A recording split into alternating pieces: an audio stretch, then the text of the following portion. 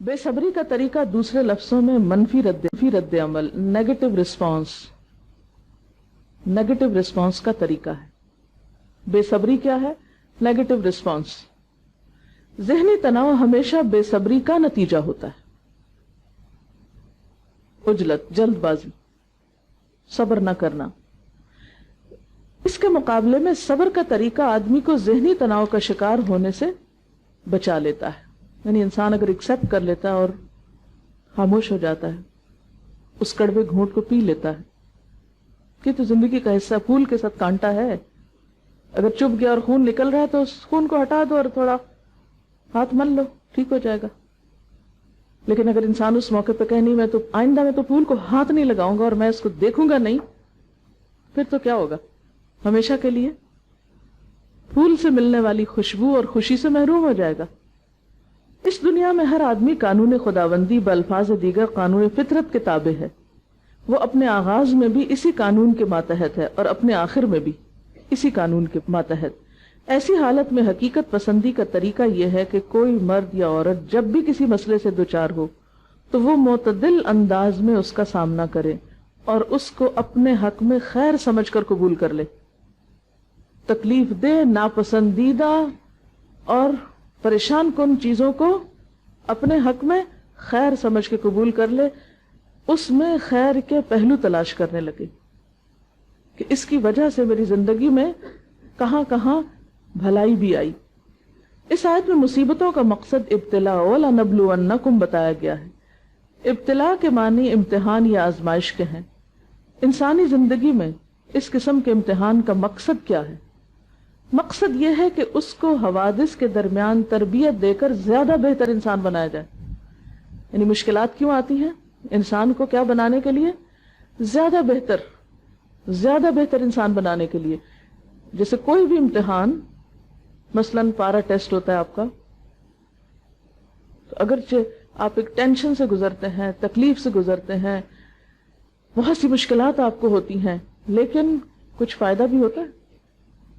मसलन एक तरीका तो पढ़ने का यह था कि आप आए, दिलचस्पी से लेक्चर सुने और फिर घर चले जाएं, और एक ये है कि आप उसको लिखें, याद करें और फिर उसको रिप्रोड्यूस करें।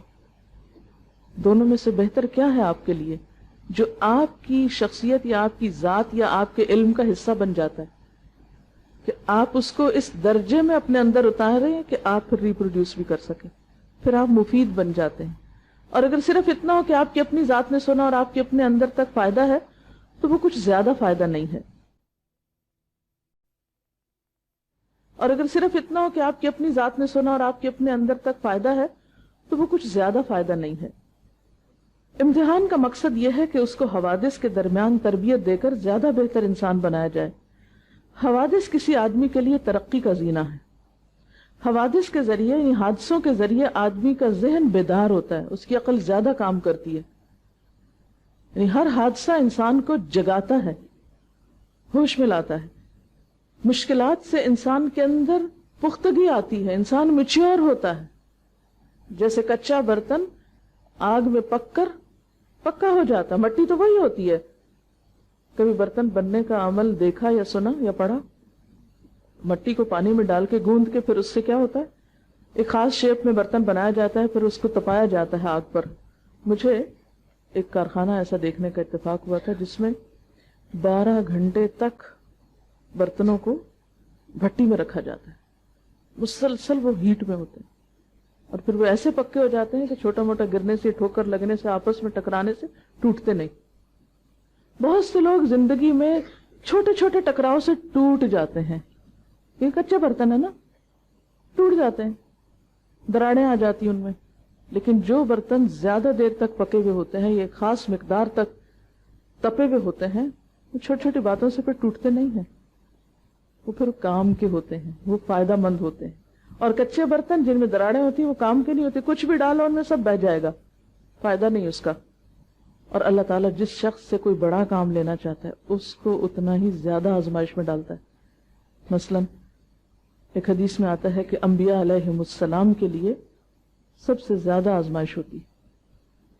आजमाए जाने वाले लोगों में सबसे ज्यादा انبیاء آزمائے جاتے ہیں، پھر جو ان کے قریب تر ہوتے ہیں ان کے قریب ہوتے ہیں، یعنی جو جتنا درجے میں ان کے قریب ہوگا اس پر آزمائش بھی اتنی ہی سخت ہوگی۔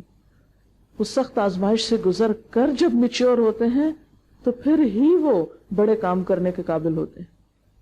حادثے آدمی کو متحرک کرنے کا ذریعہ ہے، ایکٹیو رکھتے ہیں، ورنہ تو ہم سو جائیں، سست ہو جائیں۔ جب چیلنجز سامنے ہوتے ہیں تو ہم زیادہ کام کرتے ہیں۔ حوادث آدمی کے لیے زندگی کے سفر میں مہمیز کا کام کرتے ہیں۔ حوادث کے بغیر آدمی نامکمل ہے، ٹھوکریں کھائے بغیر آدمی نامکمل ہے۔ یہ حادثے ہی ہیں جو آدمی کی شخصیت کو مکمل شخصیت بناتے ہیں۔ اس سے معلوم ہوا کہ حادثوں کا صحیح مقابلہ یہ نہیں کہ اپنے اندر ذہنی عمل کو سپریس کر دیا جائے یا اس کو دبانے کی کوشش کی جائے۔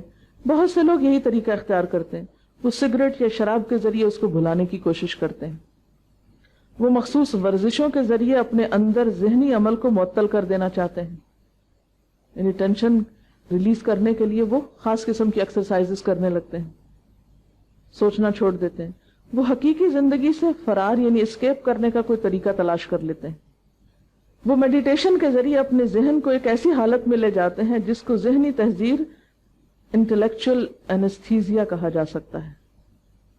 میڈیٹیشن سے وقتی طور پر تو آپ کو کیا ملتا ہے؟ بہت ایک ریلیف ملے گا، لیکن حقیقت میں اگر آپ دیکھیں تو جتنی دیر آپ میڈیٹیشن کر رہے ہیں اور اپنے آپ کو اس میں کھپا رہے ہیں، لگا رہے ہیں اور کچھ اور ہی سوچنے لگ گئے جس کا آپ کی حقیقی زندگی سے تعلق نہیں، تو آپ نے ایک طرح سے اپنے ذہن کو سلا دیا، چیلنج کا مقابلہ کرنے کے لائق نہیں رہے۔ اس قسم کے تمام طریقے فطرت کے خلاف ہیں، اور جو چیز فطرت کے خلاف ہو وہ کبھی انسان کے لیے مفید نہیں ہو سکتی۔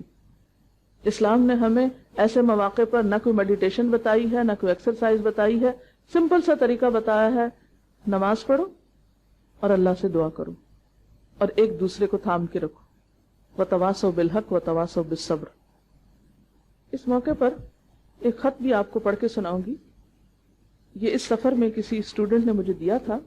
انہوں نے جب ایڈمیشن لیا یعنی قرآن پڑھنا شروع کیا تو راستے میں ہی چھوڑنا پڑا، کیونکہ بعض اوقات ایسا بھی ہوتا ہے نا کہ انسان بہت خوشی سے جوش و خروش سے کام شروع کرتا ہے اور بیچ میں ایسے حالات آ جاتے ہیں کہ انسان اس کو کنٹینیو نہیں کر پاتا۔ اب ایک طرف اپنی خواہش نفس ہوتی ہے، اپنا شوق اور اپنی امنگ اور اپنے ارادے اور اپنے منصوبے اور پلاننگ اور خواب اور تمنائیں اور آرزویں اور پتہ نہیں کیا کیا، اور دوسری طرف ایسی رکاوٹ آتی ہے، ایسی دیوار بیچ میں آ جاتی ہے کہ انسان اور اس کی تمناؤں کے درمیان ایک بھاری پتھر حائل ہو جاتا ہے۔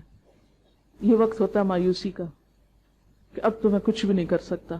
بہت سے لوگ ایسے حالات میں ہاتھ پاؤں چھوڑ دیتے ہیں اور ڈوب جاتے ہیں، اور کچھ لوگ اللہ کی مدد کے ساتھ خود کو سنبھالے رکھتے ہیں حتیٰ کہ رات دن میں بدل جاتی۔ مثلا یہ کہانی ہے چھوٹی سی، چونکہ ایک خاتون کی کہانی ہے اور خواتین کے ساتھ عام طور پر پڑھائی کے دوران اسی قسم کے مسئلے مسائل پیش آتے رہتے ہیں، تو اس لیے سنا دینا آج کی گفتگو کے حوالے سے مناسب سمجھتی ہوں۔ یہ خط انہوں نے 15 تاریخ کو 15 مارچ 2004 کو لکھا ہے۔ خط میرے نام ہے۔ سلام کے بعد لکھتی ہیں، میں آپ کے 8 بیچ اسلام آباد کی ایسی شاگرد ہوں جس کو قرآن شروع کرتے ہی بہت سی مشکلات کا سامنا کرنا پڑا، اور کن حالات میں نے قرآن کو پورا کیا وہ آج میں آپ کے ساتھ شیئر کرنا چاہتی ہوں۔ 1981 میں شادی ہوتے ہی میں جرمنی چلی گئی، وہاں 20 سال رہی۔ 3 بچے تھے جو اب جوان ہو رہے تھے، تھوڑا سا اسلام کی طرف رجحان بھی ہو رہا تھا۔ کچھ سال پہلے جرمنی میں آپ کا درس سنا تھا، اور پھر آپ کی بھابھی نے وہاں دورہ قرآن بھی کروایا اور آپ کی کچھ کیسٹس بھی سنی۔ اب میں مزید خود کو اور اپنی بچیوں کو اس ماحول میں نہ رکھنا چاہتی تھی۔ میرے شوہر اس پر راضی ہو گئے اور میں دونوں بیٹیوں کو لے کر پاکستان آ گئی۔ بڑی بیٹی کو 9th میں اور چھوٹی کو 5th میں داخل کروایا۔ خود میں نے الہدا کی تلاش شروع کر دی۔ ہمارے ارد گرد کسی کو بھی الہدا کی خبر نہ تھی۔ الحمدللہ جلد ہی پتہ چل گیا کہ الہدا تو ہمارے گھر سے نزدیک ہی ہے۔ اس وقت الہدا کی بلڈنگ زیر تعمیر تھی، یعنی جو موجودہ ہے، لیکن پیر کے دن درس ہوتا تھا۔ میں G82 میں اپنے بھائی کے گھر ٹھہری ہوئی تھی۔ میں نے اور میری بھابھی نے درسوں میں جانا شروع کر دیا، یعنی ویکلی کلاس میں جانا شروع کر دیا۔ پھر ہمارے علاقے میں الہدا کی برانچ سے سمر کورس ہوا۔ اس کے بعد میں نے ارادہ کیا کہ میں پورا قرآن پڑھوں گی، یعنی انہوں نے پہلے ویکلی کلاس جوائن کی، پھر سمر کورس جوائن کیا، پھر ریگولر کورس۔